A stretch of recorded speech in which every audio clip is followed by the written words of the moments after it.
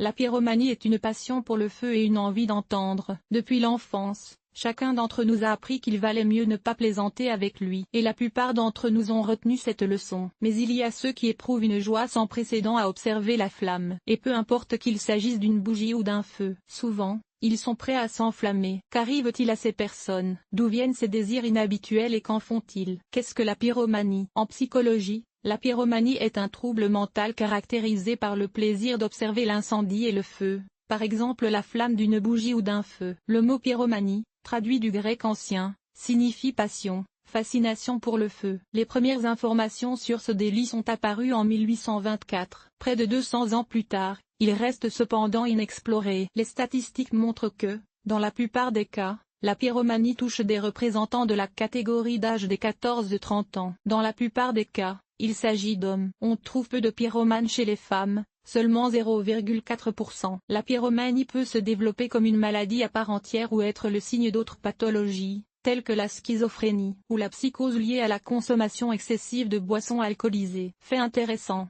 Tout au long de l'histoire de l'humanité, de nombreuses personnes ont souffert de la coulée. L'une d'entre elles est Herostratus. Cet homme, qui vivait à l'époque de la Grèce antique, n'était pas seulement célèbre pour son étrange amour de la pyromanie. Il est responsable de l'incendie qui a réduit en cendres le temple d'Artémis à Éphèse. Hérostra n'a pas pu expliquer pourquoi il a fait cela. Selon certains scientifiques, il s'agissait d'une tentative de devenir célèbre pendant au moins quelques minutes, et l'homme a reçu sa part de célébrité. Elle comprenait la peine de mort. L'empereur romain Néron était également présent lors de la maladie de pyromanie. Rappelez-vous l'histoire de l'incendie de Rome pendant une semaine. Lorsque le souverain a vu l'incendie à grande échelle et a réalisé ce qu'il avait fait, il a rejeté toute la responsabilité sur les chrétiens. Cet événement a provoqué des persécutions massives et des pogroms. Un autre héros était Jean-Baptiste Muron, âgé de 16 ans. Qui vivait en France. Il a été arrêté en 1776 pour une nouvelle tentative d'incendie criminel. Le verdict est la conclusion de 100 ans dans l'une des prisons françaises. Il convient de noter que l'homme de l'appel à l'appel a purgé sa peine et a été libéré à l'âge de 116 ans. La cause.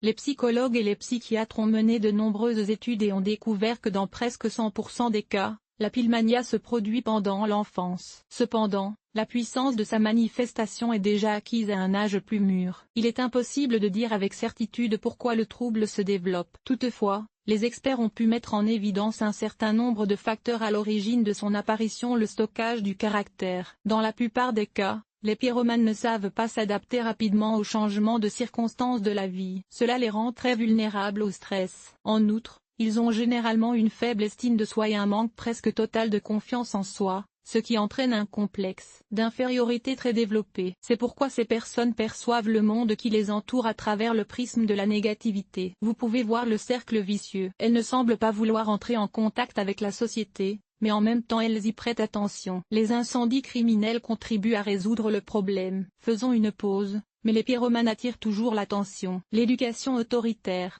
Selon les psychologues, la plupart des personnes souffrant de pyromanie ont grandi dans des familles dysfonctionnelles. La cruauté et le manque de respect y régnaient et la violence s'y manifestait. De ce fait, les enfants n'ont pas appris à se contrôler. Pulsions destructrices réprimées. Développement intellectuel faible. Ce facteur est moins courant que les autres, en raison de plusieurs maladies qui réduisent le niveau d'intelligence. Par exemple, oligophrénie, démence, lésions cérébrales. Pyromanus ne comprend pas ce qu'il fait. Il se contente d'admirer le feu sans même réfléchir au comportement destructeur qu'il peut avoir. Psychose.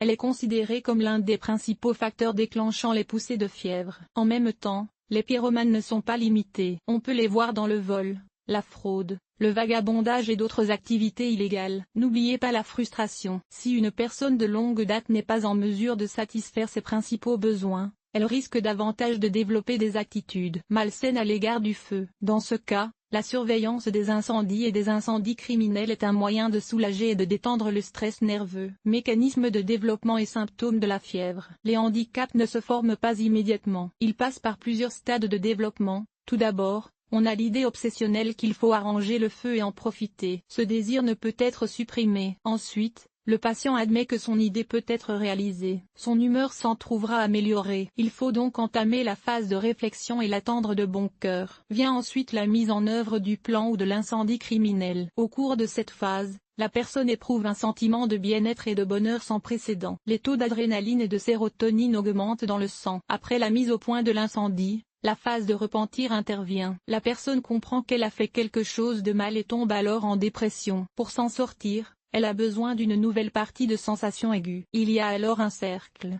Avec le temps, les intervalles entre les phases deviennent plus courts. À ces intervalles, les pyromanes pensent au feu.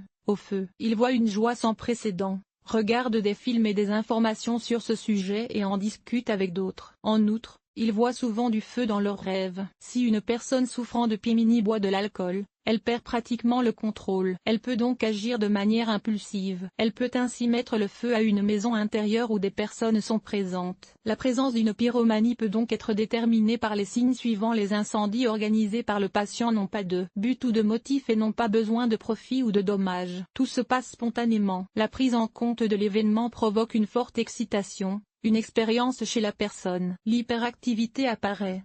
En observant le feu, le patient ressent de la joie, du plaisir et parfois de l'excitation. Le besoin malsain de feu se manifeste également par des conversations, des obsessions et des dessins. Diagnostic et traitement.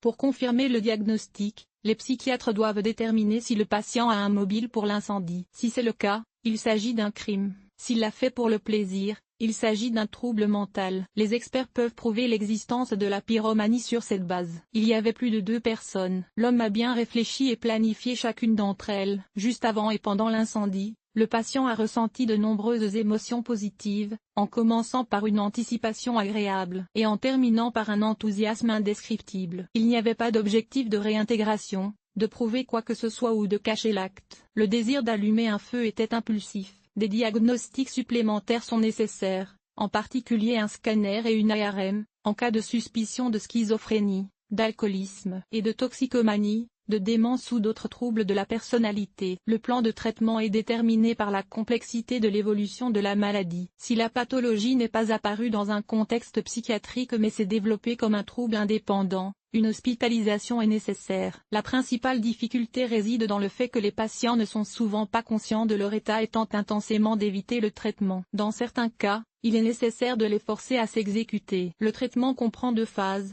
La première est la thérapie médicamenteuse. Les médicaments aident à gérer le désir impulsif de mettre le feu à quelque chose. Dans la plupart des cas, des antipsychotiques, des anxiolytiques et des sédatifs sont prescrits. La deuxième phase est la psychothérapie. Il ne s'agit toutefois pas de méthode passive. Toute tentative de modifier les croyances du patient restera sans effet. L'utilisation de l'hypnose et de la programmation neurolinguistique est donc recommandée. La correction psychologique est possible pendant la phase de rétablissement. Conclusion.